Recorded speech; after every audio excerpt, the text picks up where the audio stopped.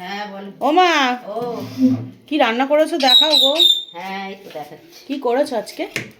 আজকে এই তো মুগ ডাল হয়েছে করলা দিয়ে। করলা দিয়ে মুগের ডাল। হ্যাঁ ও, মানে করলাগুলোকে হালকা করে ভেজে রসুন হ্যাঁ দিয়েছো, তাই তো? এই তো। তেতো হবে না? না না, তেতো হয় না। ঠিক আছে, আর কি করেছো মা?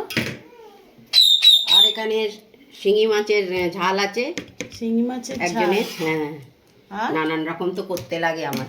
হ্যাঁ, আর এখানে পালং শাক ভাজা করেছি পেঁয়াজ। পেঁয়াজ কলি দিয়ে, এমনি লঙ্কা ফোড়ন দিয়ে। বেশি তেল টেল দেওয়া না নেই, না তাই তো? না, একদম অল্প তেলেই তোমার সিদ্ধ তো মতোই খাওয়া। লাগছে। হ্যাঁ। হ্যাঁ, আর এখানে পোস্ত করেছি কাঁচা টমেটো। কাঁচা টমেটো আর হচ্ছে আলু দিয়ে পোস্ত। হ্যাঁ ও, এটাই আজকে শো স্টপার। ভালোই লাগে বলো কাঁচা ইয়ে দিয়ে। আর এখানে ভোলা মাছের ঝাল হয়েছে দিয়ে।